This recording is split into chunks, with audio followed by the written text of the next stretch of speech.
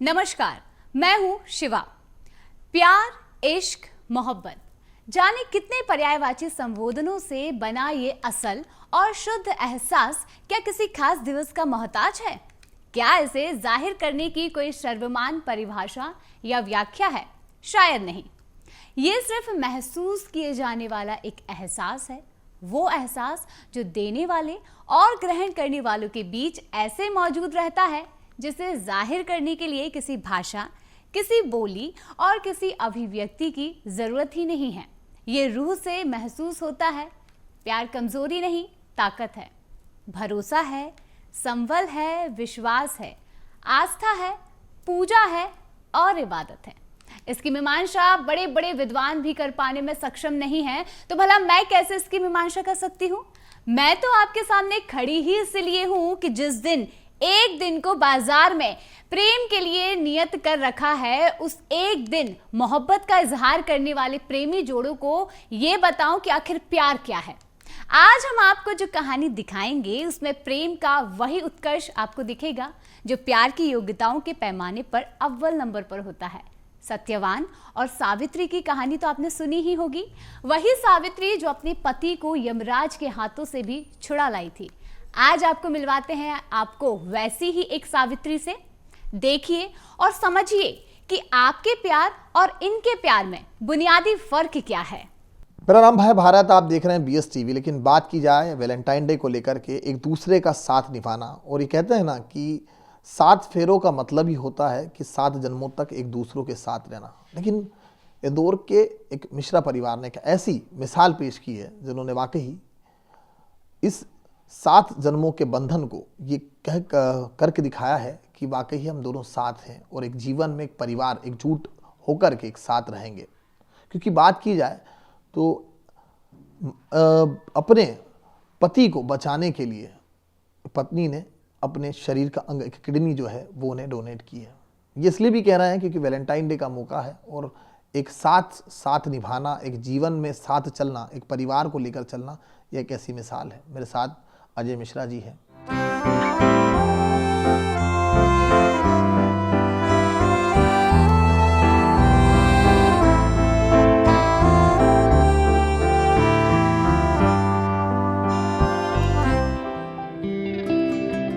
हाथों में हाथ लिए बैठे अजय और ज्योति मिश्रा को देखिए। ये जो मजबूत पकड़ आप ज्योति की देख रहे हैं वो कैमरे के लिए नहीं है। इस मजबूत पकड़ ने यमराज को भी बाध्य किया कि वो इनके पति को इनसे छीन कर ना ले जा सके।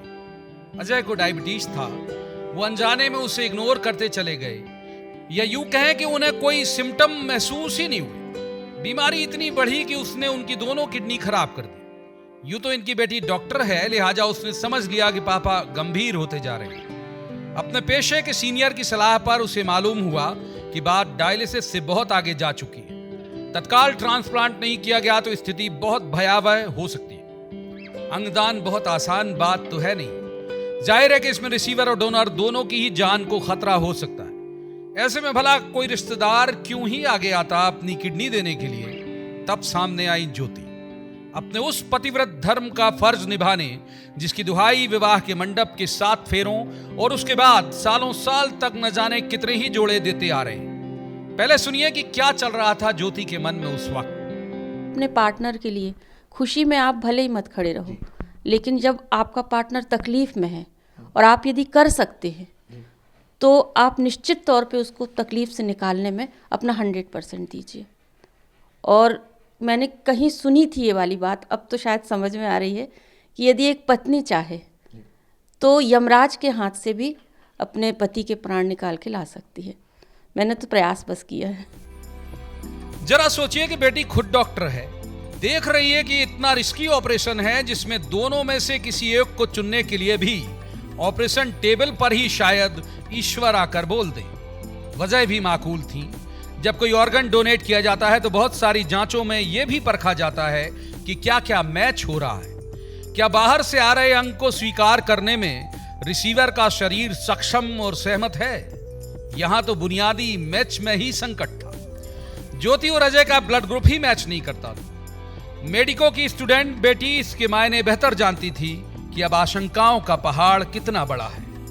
उसने शुरुआत में कुछ और विकल्प तलाशने चाहे, मगर सीनियर्स ने लगभग डपटते हुए अंदाज में ये बता दिया कि ट्रांसप्लांट के अलावा कोई और चारा है ही नहीं। बहुत कठिन पल था, और उससे भी कठिन ये था कि उस कठिनाई को चेहरे पे दिखा नहीं सकती थी, क्योंकि सब मेरा चेहरा देख रहे थे। क्योंकि डॉक्टर हूँ तो सबकी उम्मीदें मुझसे जुड़ी थी कि प्रिया सब अच्छा हो रहा होगा ना, और मैं इसमें थी कि हाँ अच्छा ही हो, क्योंकि यहाँ तक पहुँचाने में पूरा निर्णय मेरा था। तो बहुत डरा हुआ पल था, लेकिन ऊपर वाले पे विश्वास था कि उसने यहाँ तक पहुँचाया है तो पार भी लगा देगा, सब उसी ने किया है। हमारी इतनी औकात नहीं है कि हम कर सकें। इवन डॉक्टर ने भी एक रात पहले हमसे यही बोला था, 100% एफर्ट्स के बाद भी ऑन टेबल ट्रांसप्लांट एक्सेप्ट होना ये सिर्फ ऊपर वाला ही करता है, हम नहीं करते। ये डॉक्टर के शब्द थे। इस विरले प्रेम की कहानी में समझना यह भी है कि किसी बीमारी को आप यदि गंभीरता से शुरुआती दिनों में नहीं लेते तो कितने तरह की मुश्किलें आपके सामने आ सकती हैं। अजय मिश्रा बताते हैं कि उन्होंने भी यही गलती की थी। उन्हें अपनी दैनंदिन व्यस्तता में यह एहसास ही नहीं हुआ कि उनकी डायबिटीज किस खतरनाक स्तर पर पहुंचती जा रही, न ही उनका शरीर ऐसे कोई संकेत दे रहा था कि उन्हें असामान्य लगे। वे टालते गए और मर्ज बढ़ता गया। ये नसीहत भी है और नजीर भी कि वक्त वक्त पर मेडिकल से जुड़ी जांचें क्यों कराते रहना अनिवार्य है। पहले आप खुद परहेज और सतर्कता से जुड़ी सावधानियां सुनिए अजय मिश्रा की जुबानी। डायबिटीज़ के शुरुआती सालों में बहुत दिक्कत नहीं होती आपको, वही जो समय है वो आपको फ्री कर देता है कि आप कोई दिक्कत नहीं, कुछ क्योंकि प्रॉब्लम आती ही नहीं है। और थोड़ा सा भगवान ने फिजिकली भी थोड़ा मजबूत बनाया था, तो जो चीज़ें दूसरों को 5 साल में आती हैं मेरे को 10 साल में आई। तो जितना आपको तकलीफ कम होती है आप उतनी केयर भी कम करते हो, तो वो केयर कम होती चली गई और तकलीफ बढ़ती चली गई। मतलब अगर आपको शुरू में प्रॉब्लम आ जाए डायबिटीज़ से तो आप तत्काल संभल जाओगे, लेकिन शुरू में प्रॉब्लम आती ही नहीं, यही तो समस्या है। 10-12 साल 15 साल तो आपको पता ही नहीं चलता कि आपको कोई बीमारी है। तो जब पता चलता है तब तक वो दरवाज़ा खुल चुका होता है, बहुत सारी बीमारी आ चुकी होती है। रिश्ते जब किसी बेहद अपने के लिए निभाए जाते हैं तो जाहिर है कि उसमें किसी तरह के प्रतिफल की चाहत तो होती नहीं। लिहाजा कहा जा सकता है कि उन्होंने जो भी किया अपने पति के लिए किया। लेकिन आज प्यार के लिए नियत इस दिन इस कहानी को आपके सामने लाने का उद्देश्य मात्र इतना है कि इस दिन के मतलब को आपको बताना। इस दिन का मतलब ये नहीं कि फूलों का या फिर तोहफों का आदान प्रदान हो और मना लिया प्यार का दिन। नहीं, प्यार समर्पण का नाम है, प्यार लेने का नहीं बल्कि देने का नाम है। आज की युवा पीढ़ी में क्या इतना धैर्य, इतना समर्पण है? जब हमने उसी जोड़े से इस खास दिन के बारे में बात की तो उनकी राय क्या निकलकर सामने आई, देखिए इस रिपोर्ट में। अब बात फिर वैलेंटाइन की, प्यार की, इजहार की और उस बाजार की भी जिसने ये दिन पैदा तो कर दिया लेकिन उसका मर्म प्रेमी जोड़ों को समझाना भूल गया। सिर्फ एक दूसरे को गुलाब का फूल देना या तोहफे देने में ही प्यार की इतिश्री नहीं होती, ना ही ये परिभाषित होता है। ठीक है, कह सकते हैं कि ये जोड़ा आज के दौर का नहीं है, ये जोड़ा पुराना है, लेकिन इनकी डॉक्टर बेटी तो आज के दौर की है। वो भी समझती है कि वैलेंटाइन डे के मायने क्या है, वो कैसे परिभाषित कर रही है प्यार के इस खास दिन की सार्थकता को। पहले इसे समझिए उसी की जुबानी। आज हमारी जनरेशन जो है, हम में इतना समर्पण और टॉलरेंस नहीं है जिसको जो ये लोग पार कर गए। जो पेन से मम्मी गुजरी हैं सर्जरी के बाद भी इतना आसान दिखता है नहीं, उसको पार कर जाना और एक बार भी उफ नहीं करना। मैंने पूछा भी एक बार कि मम्मी आपको गुस्सा आता होगा कि इसने किडनी ट्रांसप्लांट करवा दिया, बोलती नहीं, कभी गिर जाती तो भी तो दर्द होता ना, ये उन्हीं के शब्द हैं। तो उनकी जान बच गई, अब उनका दूसरा जीवन शुरू हो गया। तो इससे ज़्यादा डिवोशन है और कुछ नहीं कह सकती इससे ज़्यादा। मैं एग्जाम्पल है कि यहाँ तक रीच कर पाए कभी। वैलेंटाइन कौन थे? एक रोमन के पादरी जिन्होंने उस वक्त सैनिकों के विवाह करवाए जब सम्राट ने सैनिकों की शादियों पर सिर्फ इसलिए रोक लगा रखी थी कि शादी के बाद सैनिकों का ध्यान भटक सकता है। कहा जाता है कि 14 फरवरी को ही उन्हें उनके इस गुनाह की सजा सुनाई गई मौत के रूप में, और उन्हीं की याद में यह दिन मनाया जाने लगा। लेकिन सिर्फ शादियां करवाने से ही प्यार का देवता यदि उन्हें मान लिया जाए तो ये प्यार की संकुचित परिभाषा होगी। प्यार को निभाना और हर विपत्ति में उसके सर पर छतरी की तरह रक्षा कवच बनाना ही प्यार की सार्थकता है जो ज्योति ने करके दिखाया। आज के इस दिन के बारे में ज्योति की राय सुनवाते हैं आप। वो तो मेरा कर्तव्य था कि यदि ये परेशानी में है, पति परेशानी में है, तो जिस तरह से भी सहायता की जा सके तो उस तरह से सहायता करें। और मैं, भगवान ने मुझे इस योग्य बनाया, इसकी कैपेबल बनाया कि मैं कर सकूं। तो मैं तो भगवान को थैंक्स बोलती हूँ कि उन्होंने मुझे इस योग्य बनाया, मुझे, कि मैं इनको किडनी डोनेट कर सकूं।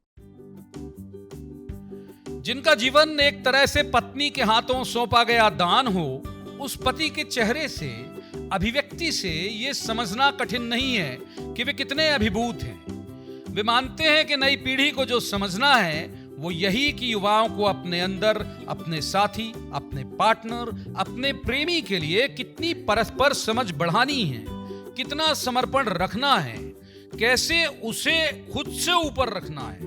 और उन्हें लगता है कि जल्दबाजी वाले दौर की ये पीढ़ी शायद बर्दाश्त की इतनी क्षमता अपने अंदर सहेज नहीं पा रही है।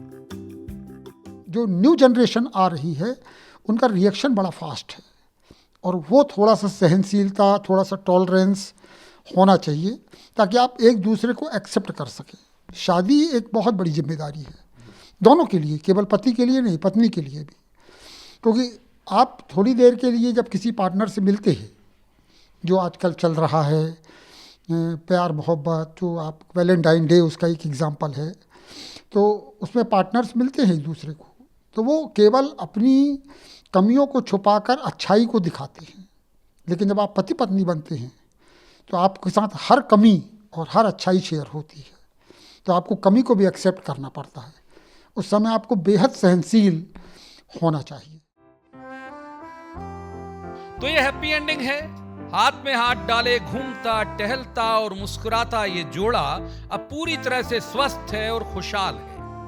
ईश्वर करे एक दूसरे के लिए वैलेंटाइन का पर्याय बना ये जोड़ा सालों साल ऐसे ही चमकता, दमकता, चहकता और खनकता रहे और इनकी कहानी वैलेंटाइन डे की सार्थक कथाओं में शुमार रहे। Bureau report, BSTV।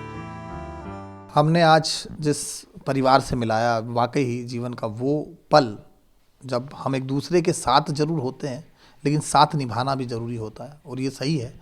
ऐसी ही मिसाल जब सामने आती है तो पता चलता है कि पति पत्नी का रिश्ता जो है वो कितना गहरा होता है, क्योंकि प्यार की डोर तो हमेशा कच्ची होती है लेकिन निभाने वाला हमेशा साथ में पक्का होना चाहिए। तो यही मिसाल के साथ ये थी हमारी आज की एक ऐसी स्टोरी जिसे आपने भी सुनकर जाना कि वाकई वैलेंटाइन डे किस तरह होता है और क्या गिफ्ट मैडम ने सर के लिए दिया है। कैमरा पर्सन गणेश के साथ भारत पाटिल, BSTV इंदौर। तो हमारी इस खास पेशकश में इतना ही। आप देखते रहिए BSTV।